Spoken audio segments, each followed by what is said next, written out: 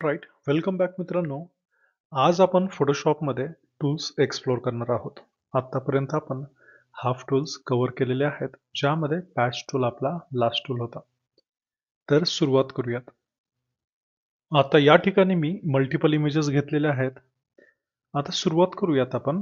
Patch tool नंतर या ठिकाणी आहे कंटेंट अवेअर टूल. तर कंटेंट अवेअर टूल यूज करताना या ठिकाणी वरती पहा मोड आहे, एक्सटेंड अँड मूव्ह. तर इथे जर तुम्ही मूव्हला क्लिक केलं आणि स्पेसिफिक एरिया सिलेक्ट केला अशा प्रकारे, तर तुम्ही जो पार्ट मूव्ह कराल तो त्या ठिकाणी अप्लाय होईल. ठीक आहे. त्यानंतर आहे मूव्हच्या सेकंड ऑप्शन एक्सटेंड. जर तुम्ही एवढा स्पेसिफिक पार्ट एम्प्टी या ठिकाणी घेऊन ठेवला आणि ओके फिल केला तर तो त्या ठिकाणी प्लेस होईल अशा प्रकारे. ओके. तर आपण या ठिकाणी एम्प्टी स्पेस जो काही आहे तो तिथे अप्लाय करू. परफेक्ट. अशा प्रकारे काही एरिया आपण इथं सिलेक्ट करून ॲडजस्ट करू शकतो. तुम्ही या ठिकाणी वेगवेगळ्या टूल्सचा सुद्धा वापर करू शकता आणि नंतर आपला टूल चेंज करून तिथे तो अप्लाय करू शकता. परफेक्ट. ठीक आहे. तर कंटेंट अवेअर टूल आपल्याला एखादा स्पेसिफिक कंटेंट रिमूव्ह करण्यासाठी, बेसिकली मूव्ह आणि एक्सटेंड करण्यासाठी यूज केला जातो. त्यानंतर आहे ब्रश टूल. आता ब्रश टूलचे खूप सारे युजेस आहेत फोटोशॉपमध्ये. जसं की मी या ठिकाणी सिलेक्शन करतोय. सिलेक्टेड एरिया आपण ओके, हा सिलेक्टेड एरिया आहे. या सिलेक्टेड एरियाचा जर आपण ब्रश अप्लाय केला, इथे मी एक कलर घेतलाय, अल्ट प्रेस करून आपण इथे कलर घेतलेला आहे आणि सिलेक्टेड एरियावर आपण ब्रश केलेला आहे. तर या ठिकाणी सिलेक्शनमुळं सिलेक्शन एरियाच्या बाहेर ब्रश अप्लाय केलेला अप्लाय होत नाही. ठीक आहे. आता इथे आपण जे काही चेंजेस केलेत ते संपूर्ण रिमूव्ह करण्यासाठी त्याच्यानंतरचा हिस्ट्री ब्रश टूल येतो. हिस्ट्री ब्रश टूलने तुम्ही जो इमेज जसा पहिला सुरुवातीला होता त्या प्रकारे आपण पाहू शकतो. बट इथे मल्टिपल लेयर्स क्रिएट झाल्यानंतर तो इमेज आपल्याला पहिल्यासारखा म्हणजेच ओरिजिनल जसा होता तसा बनवता येत नाही, क्रिएट होत नाही. ओके. तर इथे क्लोन टूल पण आहे. या क्लोन टूलचा यूज इथे सांगतो मी तुम्हाला. तर इथे एक लेडीज आहे. जर आपण क्लोन टूल घेतला, अल्ट प्रेस केला, या ठिकाणी क्लिक केला, तर फोटोशॉपने तेवढाच स्पेसिफिक एरिया क्लोन केलेला आहे. आता तुम्ही त्या स्पेसिफिक क्लोनला वेगळ्या ठिकाणी अप्लाय करू शकता. तो अशा प्रकारे इथं क्लोनिंगची प्रोसेस इथं कंप्लीट होईल. ठीक आहे. आता हे सर्व करत असताना इथं लक्ष देण्याची गरज आहे. ओपेसिटी 16 आहे. जर मी 100% केली तर रिझल्ट सुद्धा आपल्याला 100% मिळेल. अल्ट प्रेस करून जर तुम्ही क्लोन इथला कॉपी केला असेल आणि दुसऱ्या एखाद्या इमेजवरती टाकला तर तो तिथे सुद्धा तसाच अप्लाय होईल जसा आपण कॉपी केला होता. ठीक आहे. Just like that. तर क्लोनिंगचे वेगवेगळे यूज आहेत. आपण मोस्ट ऑफ द टाइम क्लोनिंगला फेस क्लीन करण्यासाठी देखील यूज करतो. या ठिकाणी अल्ट प्रेस करून आपण एक पार्ट देऊ क्लोनसाठी. अल्ट अँड जस्ट इथे पार्ट द्या. तुम्ही अदर साईडला ती सेम स्किन टोन अप्लाय करू शकता. ठीक आहे. इथे थोडं पेशन्स ठेवण्याची गरज आहे, कारण हे थोडी टाइम टेकिंग प्रोसेस आहे.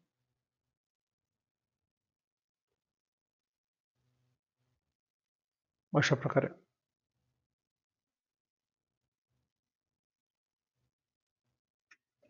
तर अशा प्रकारे क्लोनिंग केलं जातं.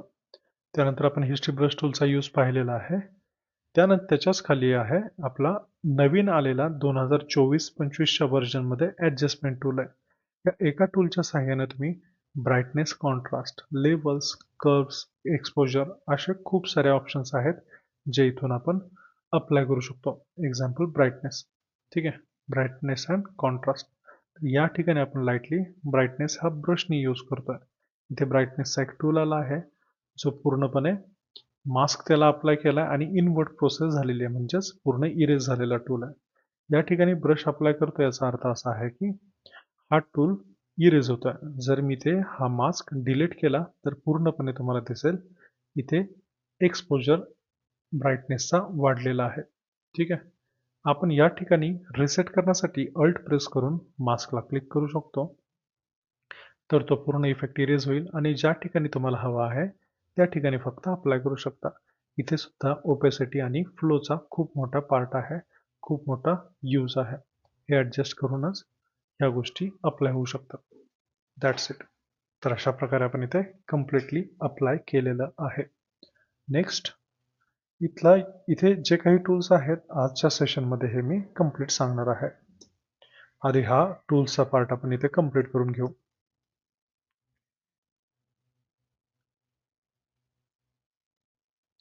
त्यानंतर इरेझर टूल आहे. आपण फोटोला कुठल्याही प्रकारचे इरेझर वापरत नाही. तर इरेज करण्यासाठी आपल्याकडे एक वेगळा टूल आहे, तो म्हणजे मास्किंग. मास्क अप्लाय केल्यानंतर आपण इरेज करू शकतो इझिली.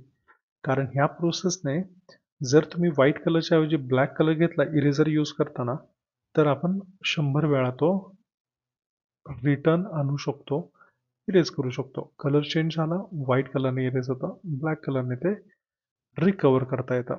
तर अशा प्रकारे इरेझर टूल यूज करता येतो आपल्याला आणि त्याचा यूज आहे. त्यानंतर आहे ग्रेडियंट टूल. आता या ठिकाणी ग्रेडियंट टूलचे खूप सारे प्रकार आहेत, खूप सारे फायदे आहेत. फोटोशॉपमध्ये 2 ते 3 ठिकाणी आपल्याला ग्रेडियंट पाहायला मिळतो. ग्रेडियंट यूज करताना मोस्ट ऑफ द टाइम आपण एक नवीन लेअरवरतीच ग्रेडियंट अप्लाय करतो. ही आपली फोटोची मेन लेअर आहे, जी लॉक आहे. ह्या लॉकला क्लिक केलं तर तो लॉक ब्रेक होईल. ही आपली मेन लेयर आहे. या ठिकाणी तुम्हाला नवीन लेयर घ्यायची आहे, तर हे एक फोल्डरच्या शेजारीच म्हणजेच ग्रुपच्या शेजारी एक ब्लँक छोटासा स्क्वेअर प्लसचा आयकॉन आहे, त्याला क्लिक करा. ब्लँक लेयर घेता येते.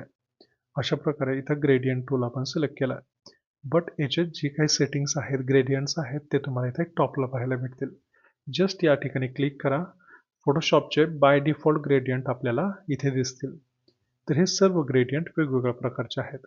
काही पर्पल आहेत, काही पिंक आहेत, ठीक आहे. तर ह्या पिंक ग्रेडियंट मधला मी इथे एक्झाम्पल हा स्किन टोन सारखा थोडा कलर आहे काइंड ऑफ, तो यूज करतोय. या ठिकाणी ग्रेडियंटचे प्रकार आहेत. आपण सुरुवातीला लिनियर ग्रेडियंट पासून सुरुवात करू. तर इथे कलर आहे, ग्रेडियंट टूल आहे. सिंगल क्लिक करून तुमच्या माऊसचा कर्सर अशा प्रकारे खाली ड्रॅग करा. तर हा अप्लाय होईल. जर तुम्ही खाली क्लिक केला आणि वरती गेले तर तेच कलर अपोजिट साईडला येतील. ग्रेडियंटचा मेन वापर हा स्किन टोन देण्यासाठी, बॅकग्राऊंड क्रिएट करण्यासाठी, वेगवेगळे इफेक्ट्स क्रिएट करण्यासाठी होतो. तर इथे ग्रेडियंट अप्लाय झालेला आहे आणि हा नॉर्मल ब्लेंड आहे. जर मी ह्या ब्लेंडला इथं चेंज केला, मी डार्कनला इथं क्लिक करतो आणि डाऊन ॲरो कीचा वापर करून तुम्ही पाहू शकता वेगवेगळ्या ब्लेंडमध्ये हा वेगवेगळ्या प्रकारे दिसतोय. Okay, perfect. आता जो आपण हे ग्रेडियंटची स्टाईल पाहिली ती होती नॉर्मल. त्यानंतर आहे रॅडियल. ह्या रॅडियलला क्लिक केल्यानंतर तुम्हाला एक पॉइंट आतमध्ये बेसिकली हा सर्कल टाईप दिसतो. ठीक आहे. याचाही ब्लेंड मोड चेंज करून आपण वेगवेगळ्या प्रकारचे इफेक्ट एक्सप्लोर करू शकतो.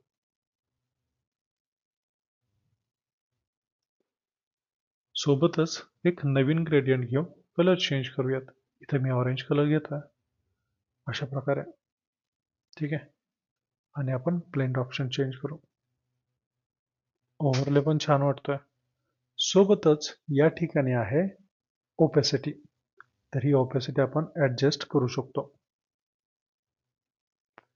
सक्सेसफुली ओपेसिटी ॲडजस्ट झालेली आहे. आता एक्सप्लोर करूयात आपला पुढचा टूल. इथे आहे अँगल. हा अँगलमध्ये वर्क करतो किंवा एखाद्या पर्टिक्युलर अँगल सारखा दिसतो. त्यासाठी याचा अँगल नाव आहे.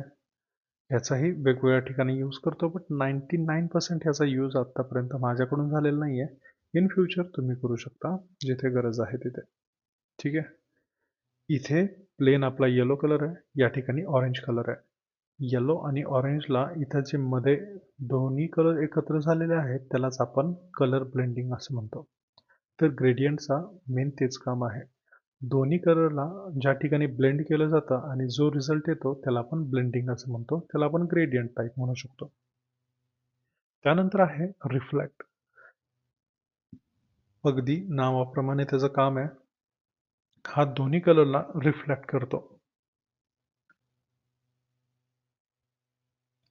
याचा जसा स्वभाव आहे तसं त्याचं नाव आहे. त्यानंतर आहे डायमंड. डायमंडच्या रिफ्लेक्शनसारखा हा आपल्याला इथे पाहायला मिळतो. इथे रिव्हर्स प्रोसेस आहे. जर मी तर रिव्हर्स केला तर कलर चेंज होईल. ठीक आहे. जो बाहेरचा कलर आहे तो आतमध्ये येईल. तर अशा प्रकारे ग्रेडियंटचा चॅप्टर इथे क्लोज झालेला आहे. आता नेक्स्ट टूलकडे वळूयात. त्यानंतर आहे स्मज टूल. स्मज टूलचा बेसिकली यूज हा डिजिटल पेंटिंग वगैरे करताना होतो. आता या ठिकाणी टूल घेतलेला आहे. राईट क्लिक जर तुम्ही केलं तर तुमच्यासमोर तुमच्या फोटोशॉपमध्ये जे ब्रश आहेत डिफॉल्ट ते दिसतील. आता काही कस्टम ब्रश मी इन्स्टॉल केलेले आहेत जे मी तुम्हाला काही दिवसात प्रोव्हाइड करेन. तर हे सर्व टूल्स आहेत. आत्ता जो मी इथं 90 नंबरचा ब्रश यूज करतोय तो एक हेअर ब्रश आहे. या ठिकाणी स्ट्रेंथ आहे 76. हेअर ब्रशचा वापर करून आपण अशा प्रकारे हे डिजिटल पेंटिंगचा ब्रश आहे. ठीक आहे. अशा प्रकारे आपण त्या ब्रशचा यूज युजली करतो. आता मी रफ यूज करतोय. तुम्ही त्याला स्मूथली यूज करू शकता.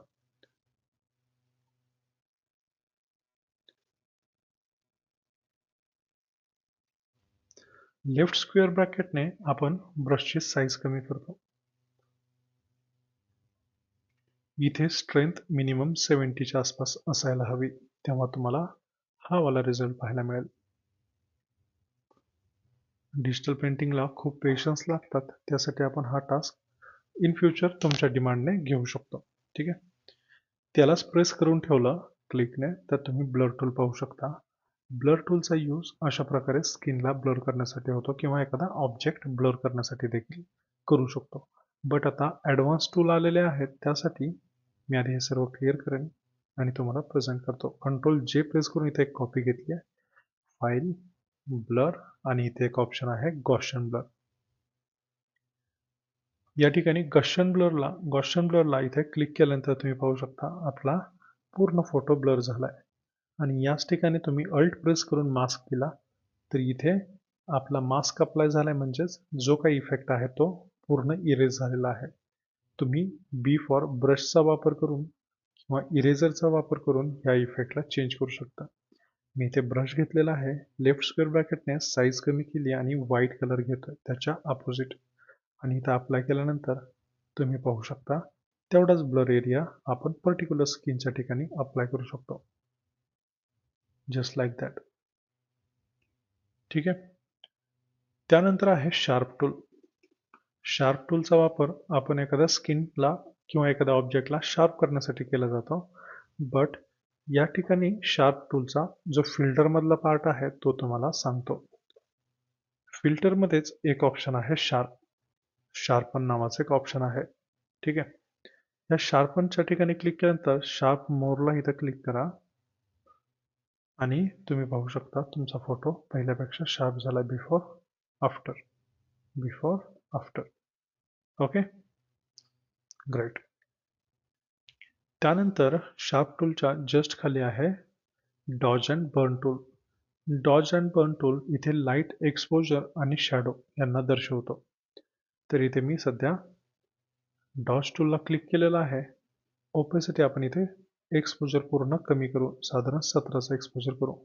तर एक्सपोजर इथे वाढलेला आहे, त्यामुळे आपण लाईट एरियावरती आणखीन लाईट अप्लाय करू शकतो. ते आणखीन उठून असे दिसतील. ठीक आहे. आणि डॉज टूलने आपण या ठिकाणी डार्क एरिया आणखीन डार्क करू शकतो. जसं की हेअर्सवरच्या हायलाइट्स आहेत तर आपण त्याला कमी करू शकतो. बट ह्याचा यूज डायरेक्ट असा केला जात नाही. Exposure sorry sponge tool. Sponge टूलला तुम्हाला समजायचं आहे तर तुम्हाला आधी सॅच्युरेशन काय आहे हे समजावं लागेल. हा जो तुम्ही कलर पाहताय, रेड कलर पाहताय, हा स्किनचा कलर पाहताय किंवा ह्या लिपस्टिकचा कलर पाहताय, तर हा पूर्ण पार्ट आहे सॅच्युरेशनचा. ह्याच्यामध्ये जे कलर्स आहेत ते पूर्ण सॅच्युरेटेड आहेत. जर मी कंट्रोल यू प्रेस केलं तर माझ्यासमोर एक सॅच्युरेशनचा बार येईल. आता मी हे सॅच्युरेशनचा बार जर मायनसकडे घेऊन गेलो तर पूर्ण कलर हे डिसॅच्युरेट झालेले आहेत. ओके. तर हा पार्ट आहे डिसॅच्युरेटचा आणि जर मी वाढवला तर हा पार्ट झाला सॅच्युरेटचा. तर हा डिफरन्स जर तुम्हाला समजला तर सॅच्युरेशन डिसॅच्युरेशनमध्ये तुम्हाला स्पंज टूल समजेल. मी या ठिकाणी स्पंज टूल यूज केला आहे. इथे आहे मोड डिसॅच्युरेट. म्हणजेच मी एखाद्या पर्टिक्युलर कलरला पूर्णपणे ब्लॅक अँड व्हाईटमध्ये कन्वर्ट करू शकतो किंवा त्याचा कलर कमी करू शकतो. त्याचऐवजी सॅच्युरेट केलं तर ते कलर जे आहेत ते वाढतील.